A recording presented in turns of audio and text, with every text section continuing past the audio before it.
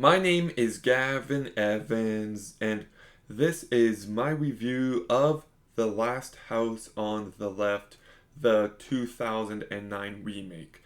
And this review will have spoilers, so there's your warning.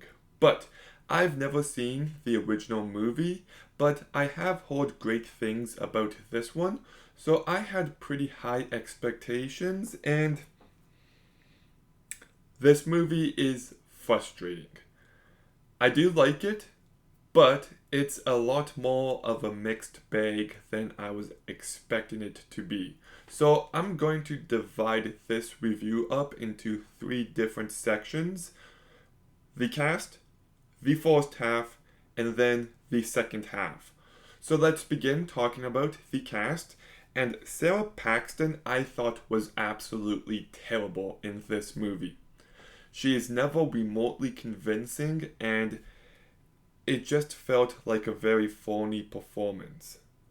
But then we've got Martha McIsaac, who plays her friend Paige, who I also thought was terrible. Just fell completely flat, and she can't do anything that the movie required her to do. But then we've got Tony Goodwin, who I thought did a pretty good job. He does everything he needs to well enough. I thought he was the perfect mix of being able to stand up for himself, but still not being overpowered. And then we've got Monica Potter, who I thought did a real good job as well. Garrett Dillahunt, who is just this evil, despicable piece of shit, and he does a pretty good job with that. I maybe would have liked a bit more personality, but he does everything he needs to well enough. Spencer Treat Clark, I thought was pretty bad to begin with, but he does improve as the movie progresses. I thought he pulled off everything he needed to in the second half, and it ended up being a rather good performance. Aaron Paul, Jesse himself, what's up, bitch? He's a scumbag in this movie, and he does a good job with that. Not his best work, obviously, but still good enough. And Ricky Landholm, I thought, did a perfectly fine job. So the cast is mostly good, except for Sarah Paxton and Martha McIsaac. And let's use that to transition into talking about the first half of this movie, because that is when they're in this movie most, and like I said, they're just not convincing. I never bought that these two were good friends. There was a scene of them talking at a store, and just every line felt so unbelievably phony, and it just took me out of the movie.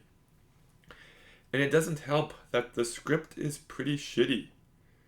Like, the whole movie kicks off because there's a kid trying to buy cigarettes, and she won't let him, but then he's like, I'll give you weed. And then she's like, okay. So then she leaves her job mid shift and goes to this random motel with this kind of sketchy looking kid, and they hang out inside his motel. And then all of a sudden his family returns, and he's like, what, you guys weren't supposed to be back.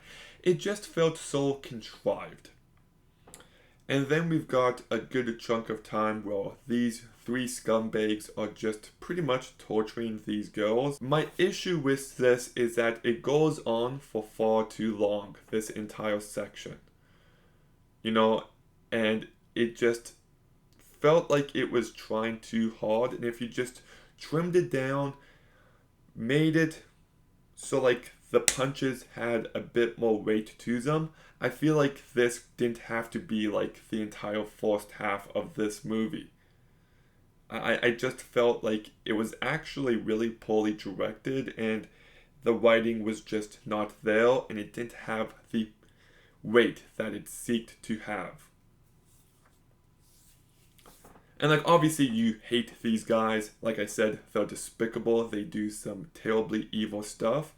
But it just felt a little one note. Like, I was watching this movie and I'm like, what's even the point of this? Is this going to be the entire movie? But then we get to the second half, and this is a vast improvement over everything else. Because you've got the three evil scumbags going to her parents' house, and we know that they're evil. We know that they just did terrible, evil stuff against their daughter. But we also know that the parents are completely unaware.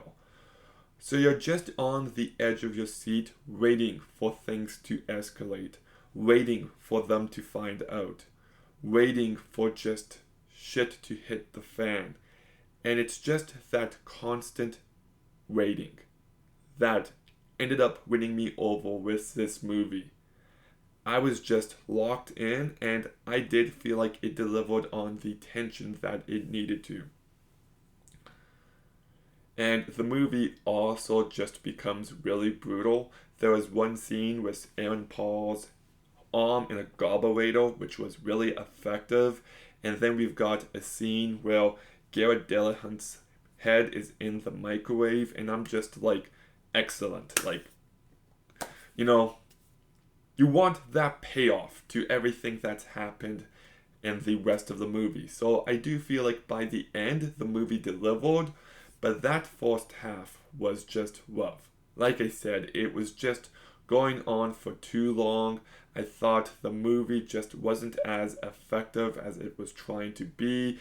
It was trying a bit too hard to be edgy. I thought the acting was bad. I thought it was contrived. The writing was bad. But the second half does deliver on the tension and the thrills you'd want from a movie like this. I got really invested, and the movie ended up ending strong. So because of that, I can give the 2009 remake of The Last House on the Left a 6 out of 10. Okay, have you seen the remake of The Last House on the Left?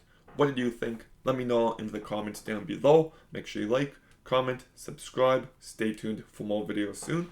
And Gavin,